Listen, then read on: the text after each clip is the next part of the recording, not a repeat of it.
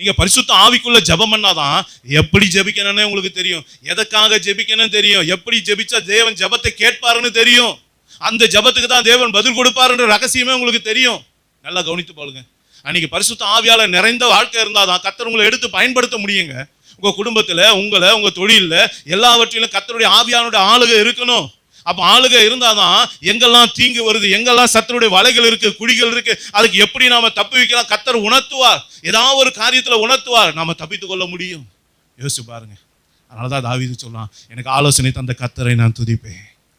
கர்த்தர் உங்களுக்கு ஆலோசனை கொடுக்கிறாரா? எந்த வழியில போகணும்னு சொல்றாரா?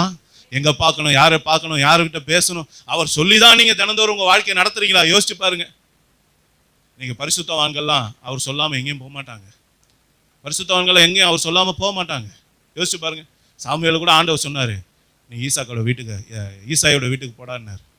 அது வரைக்கும் அவன் எங்க தான் இருந்தான்? அவன் வீட்டில் தான் ஜெபம் பண்ணிட்டு இருந்தான். இன்னைக்கு அவர் சொல்லி போறோமா? என் பிரயாணம் அப்படி இருக்கா? ஒரு தொழிலில் ஈடுபடுறோமே நம்ம அப்படி இருக்கோமா? ஒரு வேலையை தேர்வு செய்யறோமா, அதுல நம்ம அப்படி இருக்கோமா? ஒரு துணையை தேர்வு செய்யறோமா, அதுல நம்ம எப்படி இருக்கோமா? ஒரு வீட்டு காரியத்துல எப்படி இருக்குமோ, ஒரு பொருள் வாங்குற காரியத்துல அப்படி இருக்குமா? இது என் தேவ சித்தம் தானா? யோசிச்சு பாருங்க. அப்ப பரிசுத்த ஆவியானவர் உங்களுக்குள்ள இருந்தா அதெல்லாம் கண்டித்து உணர்த்துவா. யோசிச்சு பாருங்க. இன்னைக்கு ஏன் நம்மளால புதிதா மாற முடியல? கலங்கம் இல்லாத ஞானப்பால் நம்மகிட்ட இல்லை. பரிசுத்த ஆவியினுடைய புதிதாக்குதல் நம்மகிட்ட இல்லை. அதனாலதான் நம்மளால நம்ம மனதை அடக்கவே முடியல, கண்ட்ரோலே பண்ண முடியாது. அது கண்ணா அப்படின்னா குரங்கு மூலம் என்ன பண்ணுது? இந்த மரத்துக்கு தாவுது, அந்த மரத்துக்கு தாவுது. யோசிச்சு பாருங்க. எது மேலேயும் தாவுதுன்னா நம்ம என்ன பண்றோம்? அன்கண்ட்ரோல்டா இருக்குன்னு அர்த்தம். அப்போ உள்ள யார் வேணும்? அவர் வேணும். அல்லேலூயா.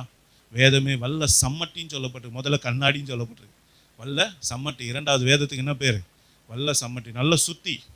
அது என்ன பண்ணும்? எதெல்லாம் கடினமா இருக்கு அதெல்லாம் வேதம் என்ன பண்ணும்? நொறுக்கும். கர்த்தருக்கு சித்தமில்லாத மலை போல நம்ம கிட்ட இருக்க கோபங்க, எரிச்சுங்க, கீழ்ப்படியாத குணங்க, முரட்டாட்டங்க, வணங்கா கழுத்தெல்லாம் ஆண்டவர் என்ன பண்ணுவாரு? உடைச்சு எடுப்பார். வேதத்தை வாசிச்சாதானே உடைக்க முடியும். பரிசுத்த ஆவிக்குள்ள ஜெபம் பண்ணாதானே அதெல்லாம் முடியும். யோசிச்சு பாருங்க. பரிசுத்த ஆவி அபிஷேகம் அது எதை குறிக்குது? அக்கினியை குறிக்குது.